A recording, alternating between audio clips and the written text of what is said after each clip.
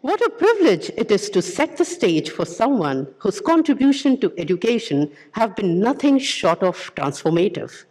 We are thrilled to welcome Professor Dr. Indu Kumar, Head of the Department of ICT and Training at CIET, NCERT, and National Coordinator of Diksha. Professor Indu Kumar stands at the forefront of this mission with wisdom, power, and a vision that bridges innovation with inclusion. Today, she'll take us on a journey through universal design for learning, showcasing the beautiful intersection of neurodiversity and neuroplasticity. Let's give a rousing round of applause for Dr. Indu Kumar, a true torchbearer of educational transformation. A very good afternoon to all of you. I was wondering whether your neurons are still dancing, walking, or at rest, but Dr. Narayanan has made my task easy by awakening you all. So this afternoon session is about universal design for learning, bridging neurodiversity and neuroplasticity. So there is nothing new. I will be reiterating whatever has been discussed during the various sessions in this summit. And I would also like to say what would be the better place, what could have been the better place to have this session at this place, have this summit at this place, because it resonates diversity, it resonates inclusion.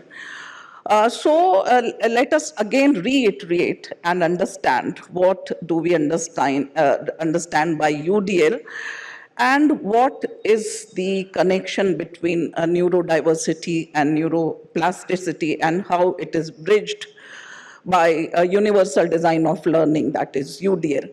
So very theoretical foundation of universal design of learning lies in the evidence-based fact. Many evidences we have produced here itself believe that every human being is different. We are again and again iterating this fact that every human being is different. They have different ways of learning, thinking, and doing things. So we need to plan all our learning experiences or any design process for e-content development, any audio-video content development for this diversity. And we need to plan for it from the very beginning of designing any content and any learning experience that we plan. So the focus on human diversity reflects the principle of neurodivergence. So now let us again understand neurodiversity. So it has been said that the term was coined by an Australian sociologist whose name is Judy Sanger, and he coined this term. And sooner it come up as a social movement which emerged in 90s, the time when I was doing my B.Ed. Because we were studying the previous curriculum, so we didn't came across this term that time, but neurodiversity was taught to us by some other name, which now considered to be derogatory if we call it normal, or the people who are not normal, who face some challenges. So now we call it neurodiversity and what is the other name? Neurotypical and neurodivergent individual. So that is more sophisticated and better way of addressing these individuals and to add dignity to their existence. So the concept of neurodiversity, it promotes equality and inclusion to neurological minorities, because we were segregating them from the mainstream education. That is why they become neurological diversity.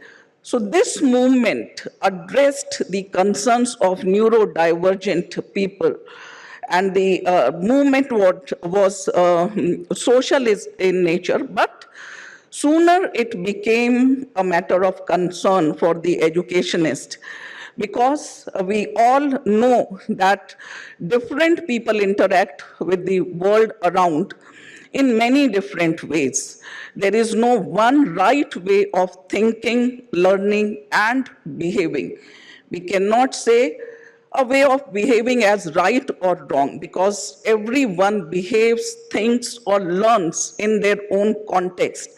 So we have to work on that context to embrace diversity. So the word diversity refers to diversity of all people, but it is often used in the context of a few disabilities like ASD, ADHD, and learning disabilities.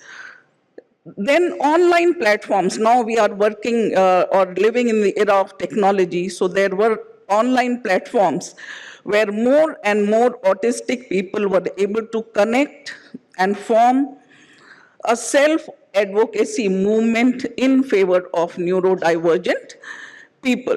So that is how it was primarily a social justice movement. Neurodiversity research and education then became increasingly important for educationists and clinicians to look at in a different way. And one example we have already seen just before my session, that now the previous premises on which we were working upon has been changed. We can regenerate neurons and we can retrain our brain to adapt and learn in a better way, keeping in view the kind of context and environment we create for differentiated population that we as teachers deal with. So now let us come to neuroplasticity, which is more about how brain functions. So it is also known as neural or brain plasticity, and it refers to the brain's remarkable ability to recognize itself for forming new neural connections throughout life. And now in NEP 2020 also, we have come up with the concept of lifelong learning. Earlier it was known as adult education. The education for school children and education for adults were being looked at separately. But now we consider it as lifelong learning, and that is what neuroplasticity talks about. This adaptability allows the brain to change, adapt, and grow in response to experiences that we keep gathering lifelong. So now learning new skills, recovering from injury, and adjusting to environmental changes, it is possible if we keep the neuroplasticity of the mind of the brain in mind. So it is a fundamental process that shapes our brain development and behavior. So it's a process, not a product, but a process. And it is not true for neurodivergent population, but it is a process for all of us. So how to foster neurodiversity? And by addressing, we can foster neurodiversity by addressing diverse learning needs of the individuals. And this is the juncture where we, NCERT and Sri Sathya Sai Vidya Vahini come at one platform to address the need of various people, diverse people, and the divergent population that we all form and we all deal with also. So how to address diverse learning needs? Neurodivergent individuals have their own unique ways of learning, which we all are again and again mentioning here. So they have different ways of processing information, experiencing the world, and also expressing themselves. We express in different ways. So here comes the role of universal design of learning, which caters to these diverse needs by offering multiple options for presenting informations. We have many ways of presenting information. There should not be only one way of presenting information. In our days when we were learning, I was a student of education, our teachers jokingly used to call it a jug mug method. Jug is the teacher and mug is the students, and water pouring from jug to mug. So we have to do away with this jug mug method and realize and offer multiple ways of presenting information to our learners. Then we have to make them engage with multiple materials also. So textbook is not the only learning material that we have to present to our children, but there are multiple learning materials as well, which may attract a child, to learn better. And then there are multiple ways of demonstrating their understanding also. Paper pencil test is not the only way to judge and evaluate their understanding. So we need to have that differentiated ecosystem where we evaluate each learner or group of learners differently, because they can project their understanding differently. And we think that so-and-so child hasn't understand what is taught in the class. So for example, providing text-to-speech options, graphic organizers, and opportunities for both verbal and written expressions can support students with dyslexia, ADHD, or autism spectrum disorder. And there can be many more ways of presenting information to our learners. Then reducing barriers of learning. There are many barriers in the way of learning, and those barriers are presented by us adults. So universal design of learning aims to minimize barriers that neurodivergent students might encounter in traditional learning environment. So we have to transform the entire learning environment. And how to transform the learning environment? We have to create low simulation learning spaces to minimize sensory distractions. So when we are in a learning environment, sensory distractions could be minimized. Then offering flexible seating options are another way of reducing the barriers to learning, and providing clear expectations for participation, how to clearly participate in an activity. If we have given some picture cards to our students and we want them to arrange in a way that it creates a story, we have to give them clear instruction. If there is any flexibility, different ways of arranging the task and creating a story, we should clearly tell them. If it is a very known story, then we should tell them that you can create your own story out of these picture cards. So by proactively addressing these potential obstacles, UDL fosters a more equitable and welcoming learning experience for all the learners in the class. Then we need to foster engagement and motivation also. We need to create situations where children are more engaged with the learning experience that we have created, and they get motivated to participate, express themselves, and learn. That is how we can also make out whether they have understood or not. Then preparing neurodiverse students for the workforce, which I could see here at Sathya Vidya Vahini, that those neurodiverse people were taking photographs, they are organizing exhibitions. So that is the kind of support the educational ecosystem should provide to the neurodivergent population, whatever they are good at, we need to involve them to be a part of a workforce. Then promoting neuro inclusion. Promoting neuro inclusion is also very important. It is not that we need to segregate them from the mainstream population, but we need to create an environment where inclusivity is embraced and everybody learns together. Wherever a special support is required, we need to support them in the same ecosystem. Because if a person is blind, we haven't created separate roads for them where they can travel. They have to travel in the same buses when they are out of school. They have to travel or walk on the same roads.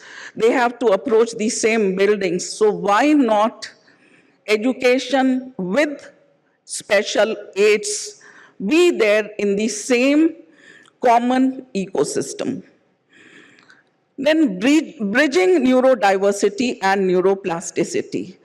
Again, I would like to say that we have many partners, including the Sathya Vidya Vahini, where we are trying to bridge neurodiversity and neuroplasticity by providing UDL-based content.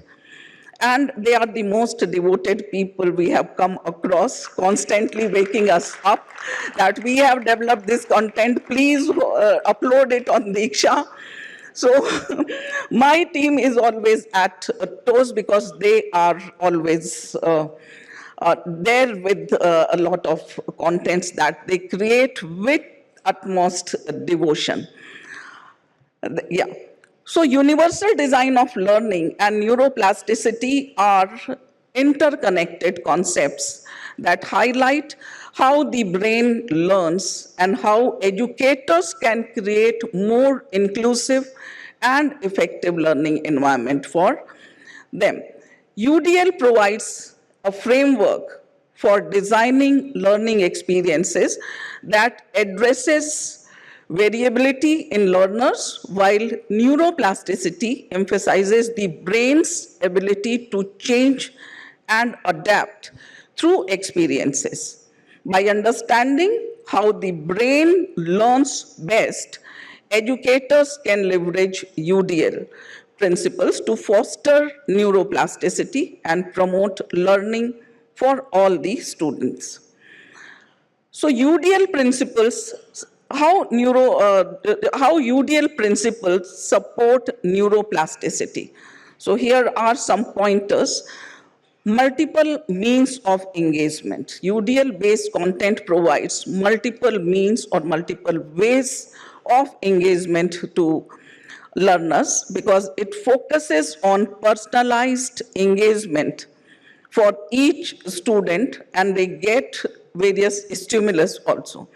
Multiple means of representation. There are multiple means of representing information because learners, the learning styles of learners are also different. There are auditory learners, visual learners, and kinesthetic learners. So likewise, we can have visual materials, audio materials, kinesthetic material for children to be engaged with them. Then multiple means of action and expression. We need to provide our learner for multiple actions, like to engage with the multiple content and multiple expressions because they express their understanding in various ways. They can express their learning through writing, through speaking, through creating, or by any other means they feel themselves engaged in or express in. Then now I would like to make here some points of NEP 2020, National Policy of Education 2020. Since I belong to an institution which works in educational technology, so I have picked up points where this National Policy of Education talks about integrating technology with education. So a common thread that runs throughout NEP 2020 is an extensive use of digital technology to provide accessible content to all children, including children with special needs. Then extensive use of technology in teaching, learning, and removing language barriers, because India is a multilingual society and language barrier also creates a hurdle in learning students in any preferred language of school or teacher or a particular area.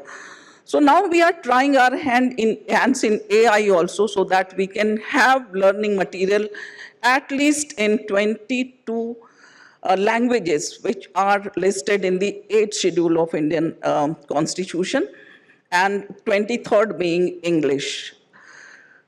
NEP also talks about this multilingual society, and we need to embrace the multilingual society which we are living in. It also talks about development of software which caters to the UDL principle. Then teaching, learning, e-content will continue to be developed by all these states in all regional languages. Until and unless we join hands with different states, NCERT alone from the center cannot develop contents in multiple languages. So we have to bring them all together to address diversity also, because not only linguistic diversity, we are a pluralistic society in terms of the languages we use, in terms of the region we live in terms of the geographical setting, in terms of the kind of facilities that we are enjoying. So that is why we need to join hands with different states and union territories to address this diversity. And in that context, India is the unique most country where diversity is multifarious and at its peak. Then extending e-learning platforms such as Diksha, Swayam, and Swayam Prabha, and that we are already doing, and we are also joining our hands with partners so that they get good content for us for Diksha, which is a federated platform, and we call it digital infrastructure for knowledge sharing. Like we need to have physical infrastructure which is differentiated, digital infrastructure should also be differentiated, which Diksha already is, because it also embraces diversity. It is not controlled from the center. Every state and union territory is a tenant on Diksha, and they utilize their spaces in their own unique ways, in their own languages, in their own needs. Then standards of content, technology, and pedagogy will be laid to formulate guidelines for e-contents by different states, schools, and school complexes, higher education institutions also. We talk about quality content. Until and unless we set a standard what a quality content should look like, we can't define or decipher what a good or quality digital content or any content, the quality of any content, we cannot define or explain. So we need to set a standard. If we talk about a quality video, there should be an example of a quality video. So there we have a very meticulous process of content review, and then it's upload. And Sri Sathya Sai, Vidya, Vahini know it very well, that how we review the content, and they also get it quickly changed as per the need of the Diksha. And same happens with each contributor, including NCERT. The content which is developed by us also undergoes a process of rigorous evaluation so that we can set standards. Then it also talks about transforming schools into smart schools, or we need to have at least one smart classroom in each school. And teachers should undergo rigorous training so that they can do justice with this neurodivergent population. Then inclusive and equitable classroom. So here we can see three pictures. All students learn together in same classroom is one scenario. Then inclusive classroom provides equal learning opportunities to all. That is also a scenario. But by providing equal opportunity, we are not doing any justice with the student until and unless we provide a equitable atmosphere. So this is a favorite image which you can see anywhere, which just depicts equality and equity. So giving a little more support to students who require support, so we can just ensure equity. Then there are some common assistive digital technologies also, like text-to-speech, speech-to-text, word predictor, which we have in our mobile as well, screen reader, screen recorder, optical character recognition, which converts text in image files into digital text. Then Braille displays, screen magnifiers. And we have also made our portal accessible by building all these features there. So now I would like to show a few content which we have developed for this diverse population on Diksha. So can we click on the link? So my team is supporting me from behind. Yeah. So we have a separate vertical for education for all on Diksha. So I would like to go directly to that particular vertical.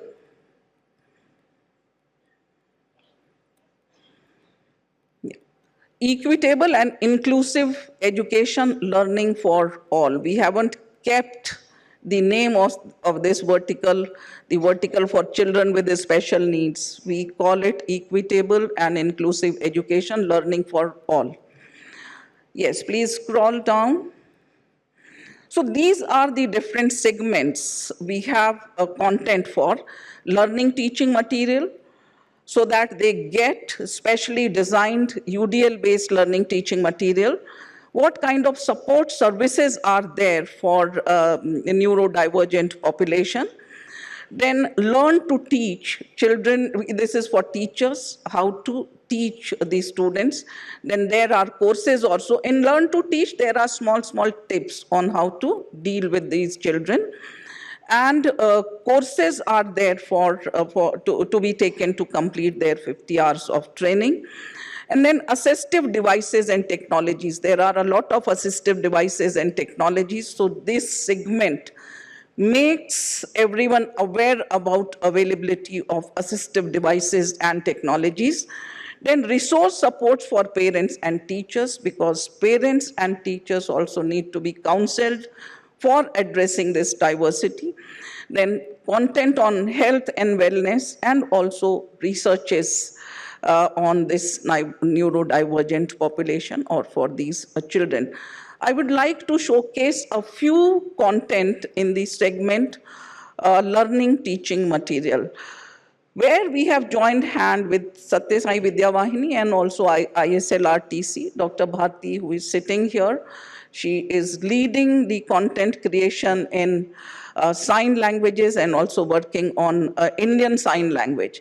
Because India is a multilingual society, so there should be a standard sign language, because in different languages, signs are also different for different symbols. Yes, can we see any one content here? So these are new textbooks of NCERT.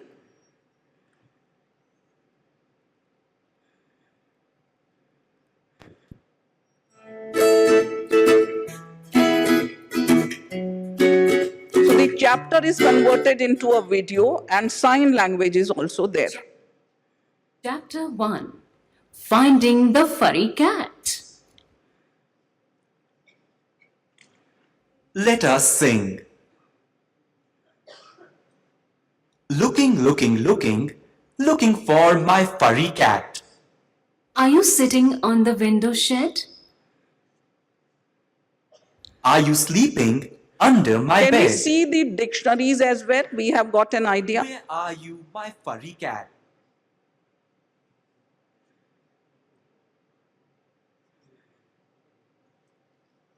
So there is a provision of having glossaries and dictionaries. So we can select an alphabet. Demand.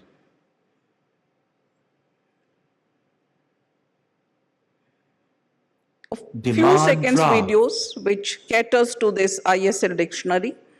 And there are also the Demand. dictionary of terms. Can we see that?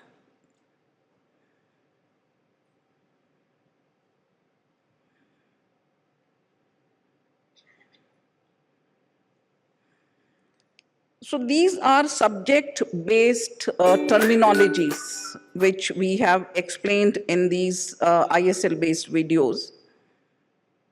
Yes, we can play it. Manuscript. This sign means manuscript. A manuscript is a book written long ago. They were written by hand.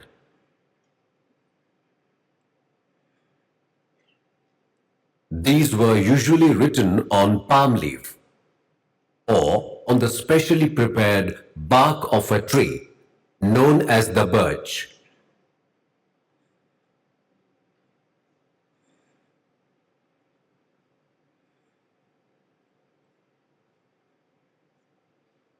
Which grows in the Himalayas. For example, the manuscript of the Rig Veda. We can close it. So these were a few glimpses. We have audiobooks in DAISY format, and many more content for neurodivergent people. This vertical is still evolving because recently we have made it live.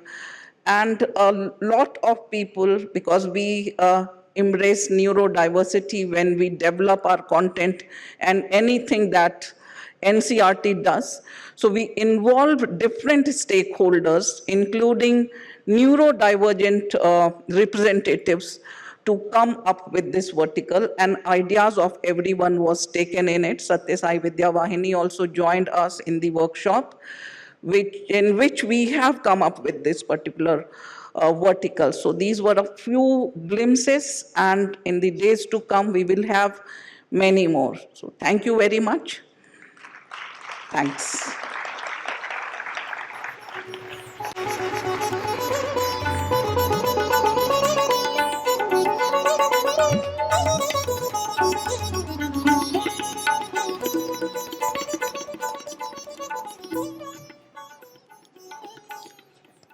Thank you, ma'am, for that powerful and inspiring session.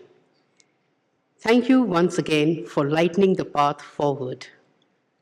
May I now request Dr. Dakshyani Kinna and Srimati Deepa Jaju to kindly felicitate Dr. Indu Kumar for her gracious present.